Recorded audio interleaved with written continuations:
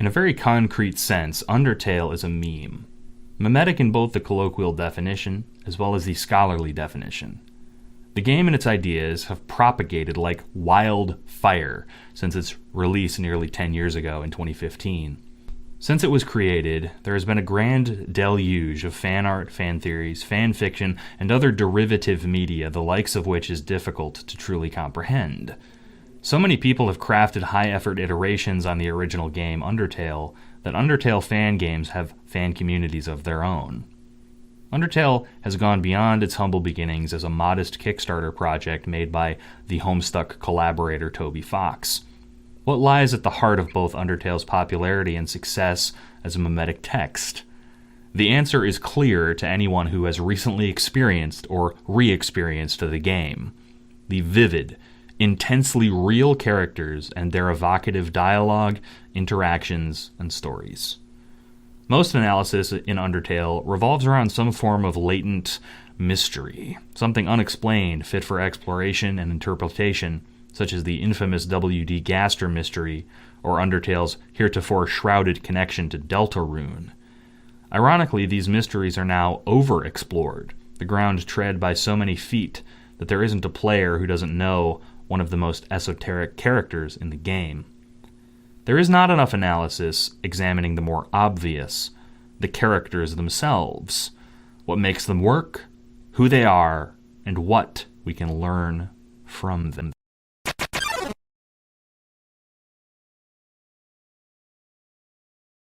Of all the characters in Undertale, Undyne might have been the most likely to fend off Genocide Frisk. Of course, if we're talking about the Genocide run, Sans is the clear standout fight, and by far the most challenging. But Sans is forced to resort to down and dirty means to prolong the fight, and drag everything out. Undyne, on the other hand, she is the only boss, the only monster who manages to hold onto her soul after being killed. Undyne, in a very real sense, stands high above her monster counterparts. She is the captain of the guard and Asgore's right hand, the destructive spear of justice defending her people against invasion. She stands above Sans in the Genocide playthrough, as discussed, but she also stands above Asgore in the neutral and pacifist runs. Asgore, though he disables the player's mercy command, is a man full of hesitation, a man who can be talked down just like the rest of his monster brethren. Undyne simply cannot. Her fight in the pacifist run is solved by fleeing, the only time in the game where such an option is required, for she will never stand down when in a fight with the human she sees as a threat. She remains the single most determined character in the entire cast of monsters. And yet, for all this intensity and conviction, she is just as lame and square as the rest of the monsters we have come to know. In the pacifist run, when Papyrus unwittingly introduces Frisk to Undyne, she is socially awkward and outwardly geeky to be around. Outside of battle, she is a deeply obstinate person with interests that we the player understand as nerdy. Not cool nerdy like Star Wars or Marvel either, full-on nerdy. The kind of nerdy that starts fist fights at the comic book shop or gets kicked out of the anime club.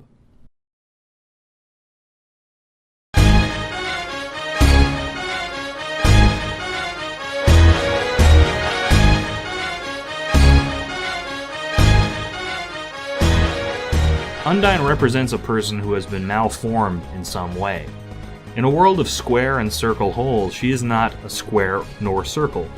She is an obtuse, strange-angled thing, a uniquely violent and driven being among monsters who seem uniformly passive and, compared to Frisk's Genocide incarnation, weak. Undyne gives us a view of how this kind of irregular person can find their niche. Firstly, let's look at Undynes Relationships. We first meet her vicariously through Papyrus, who understands Undyne as an idol, a brave and noble knight of justice. Undyne is certainly this, but she is more violent and wrathful than what we normally associate with noble knights. He views her, rightfully so, as a paragon of monster kind, a woman with a unique disposition. To Asgore, Undyne is a worthy servant. Knights serve kings, after all, and Undyne seems to be trusted with dispatching Frisk with their own devices. This in some way underlines Asgore's fundamental cowardice, but more on him in later videos. Undyne to the people of the underground is a savior. The weight of her expectations on her shoulders. They turn to her when they are in danger, and when she is killed in the genocide run, that is when the mood of the game officially and permanently sours. Eventually, as a pacifist, Frisk comes to see a different side of Undyne, one of social ineptitude. And finally, of course, there is Alphys. Alphys loves Undyne, but interestingly, she doesn't love Undyne for the same reasons others do. Alphys sees in Undyne a kindred spirit, a fellow anime lover, someone who she can share interests with. Undyne is oblivious in some ways to Alphys, but she is open to their shared fascinations. Fuck, she's so cool! She's pointing heroically towards the sky. I love her design so fucking much. God damn. What a cool character. Unlike other characters in the knight archetype, Undyne's wrathful nature isn't interpreted as being one of a tortured soul or some kind of past-specific trauma. Undyne is angry and violent because that's who she is. She has created a life and a niche for herself where that violence and rage is acceptable, and in her personal life, she has learned to foster nonviolence through friendship. Though she trains Papyrus, she seems unwilling to expose the innocent soul to the horrors of real conflict. Undyne's life, though she has a bloody job, is joyous. This joy further fuels her passion for protection. In fact, as during her genocide route, her love for others is what makes her able to survive her initial death. She is reborn not through wrath, but through the love she gives and receives. The sheer passion of Undyne's love is what fuels her, and the player may feel it piercing them as they attempt to defeat her in genocide, or they may bask in it as they call her on their cell phone in the pacifist route. She is a reactive force, but her force is massive. She is a wave of concentrated passion and love, and she has learned to sharpen it into a spear when she needs to. In this way, she is not a broken and angry person, but a well-oiled machine, fine-tuned for death.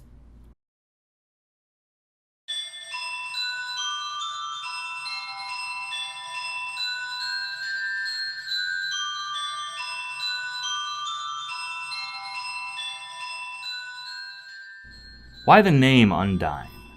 In European folklore, the Undyne is a water nymph with various attached legends and depictions. It's difficult for a significant symbol to emerge since Undyne herself only bears a passing resemblance to the folkloric version. She is a woman and her design is aquatic in nature, but the nymph details fall short upon her. She is both androgyne, instead of feminine, as well as uninterested in men, whereas Undynes in folklore were said to be able to become human if they married faithful men. In the alchemic tradition, the Undyne is a sprite connected to the alchemical element of water. Water in alchemy has many symbolic meanings such as nurturing, flow, and change. Again, Undyne the character seems to be at odds with this alchemical tradition, reinforcing the idea that she doesn't quite fit in. After all, how could she, an aquatic creature, swim in that heavy, clanking armor? It's more likely that the name Undyne is a play on Undying, made explicit in the genocide route. This is simple wordplay, but very potent and thematic. I like how... Okay, this is funny to me. In the genocide run, when you fight Undyne, you kill her and she literally stays around through the sheer force of will, but she can't live in Hotland. Like, Hotland is more powerful than Genocide Frisk. You take a cup of water. You want the water? You want the water, Undyne? You want the water? You want me to pour the water out on you? Oh, you want some delicious water? Well, too fucking bad. Too fucking bad. I'm just kidding. You can have some water. You want some water? Oh, you want some water? You want some water? Come on. Beg. Beg me.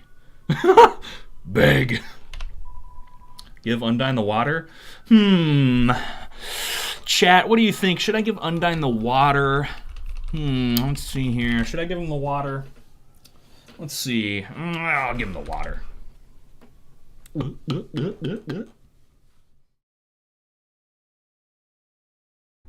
What can we learn from Undyne? What lessons does she teach by acting in the way she does? She is, out of all the cast, perhaps the most straightforwardly good character, even in spite of her violent and awkward tendencies. Undyne's central philosophy seems to be that of duty. Duty to her friends, duty to her people, duty to Asgore. She is not indebted to these people, but she feels a strong sense that she must do right by them for some reason. This duty leads her in turn to passionate friendships and broad adoration by striving to live up to the expectations of others. She is able to reach incredible heights of personal power. The Stoic tradition of philosophy has a firm emphasis on duty as being fulfilling. When we think of duty, we perhaps use this word as synonymous with obligation or job. But in the Stoic sense, duty is paradoxically a freeing feeling. Marcus Aurelius, the Stoic philosopher and Roman emperor, wrote, quote, "Accept the things to which fate binds you, and love the people with whom fate brings you together, but do so with all your heart." Undyne could not be a better embodiment of this ideal. Undyne accepts all those around her unconditionally. She accepts Papyrus and fosters his skills and ideas. She accepts the monster kid and saves his life without hesitating. She comes to accept pacifist Frisk when she realizes they pose no threat. Acceptance, radical acceptance, is Undyne's fundamental value. Unless you're a human. There are a few pitfalls to Undyne's philosophy of duty. Her duty in the genocide run is ultimately what leads to her death, though she does fight valiantly. Her duty also gives her a great deal of responsibility, a reputation she is pressured to uphold. She is also paralyzed at social interactions, possibly due to her underexposure to people who she considers peers. With so many looking up to her, it is no wonder that she finds it hard to engage with others, not as subordinates or leaders, but as plain civilian people. Even so, her devotion to forcing herself to interact with others is both amusing and inspiring to watch. This is the second fundamental quality of Undyne that makes her appealing. She is fearless both in a traditional sense and a more mundane sense. She is never shown backing down, but forcing herself to do things that she is uncomfortable with when she feels it's necessary. In the pacifist run, she forces herself to be amicable with Frisk after the fight. She forces herself to go on a date with Alphys, and she forces herself to keep going when she is nearly killed in the genocide run. Forcing herself to act is also a very stoic notion. Again, a quote from Marcus Aurelius, quote, "It is not death that a man should fear, but he should never fear beginning to live." Undyne fears, but she does not allow herself to be mastered by it, even when her fear is a pretty lizard girl. It should have been me! It should have been me!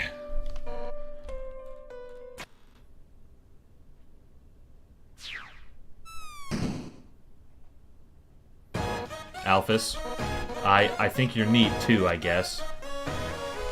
But you've got to realize, most of what you said really doesn't matter to me. I don't care if you're watching kid cartoons or reading history books. To me, all of that stuff is just nerdy crap! Oh shit. I exited the game. What I like about you is that you're passionate. You're analytical. It doesn't matter what it is. You care about it. 100% at maximum power. So you don't have to lie to me. I don't want you to have to lie to anyone anymore. Alphys, I want to help you become happy with who you are. Always with the training.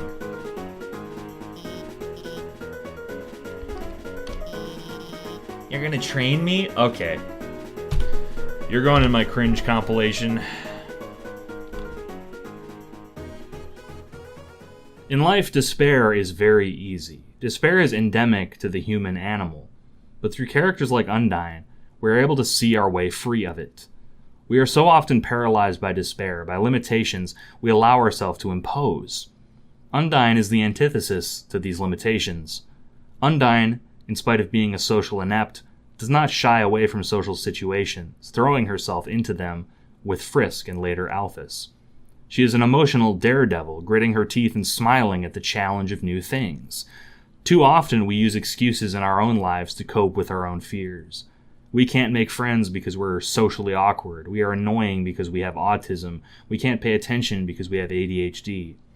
These, bluntly put, are evil thoughts. Undyne, through water alchemy, makes a subtle transformation. From impossible, she makes difficult, and from difficult she makes success. It's very easy to say, "I can't," and pointing out this fact harms the ego. I don't mean to be combative, but you are capable of more than you think you are. Everyone allows their ego to limit themselves. You will not have to think long to imagine some opportunity that you have not strived for simply because you have closed off that avenue in your own mind. Think, what in your life have you decided is impossible when that is merely difficult? There's a world of difference between the two. That's not to say it will be easy to be free of the pain of these things. On your way to making new friends or learning new skills, there will be devastating pitfalls and horrible crises of faith that you would not have experienced had you stayed inside and played video games all day long. But is life only about playing video games? And isn't every devastating pitfall a funny story for your future self to tell?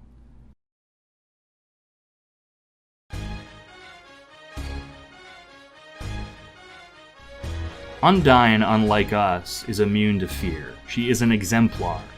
It is silly for me, an adult, to say this, but I look up to Undyne. I don't look up to her for her martial strength, I look up to her for her sheer bravery. Her fearlessness in social situations, combined with her truly dorky, nerdy disposition, makes me truly believe that if she can make it, perhaps I can too. So, go start living your life. Go to karaoke. Tell the pretty girl you like her. Learn to draw. Don't just be fearless of failure. Expect failure and greet it with open arms. Find the joy in the terror of putting yourself out there, because that is the thrill of a life well lived. And when you fail and life strikes you down, smile and jimpity, jumpity, joodle back on your feet. Because if you don't, well, you're gonna die sad. That sucks.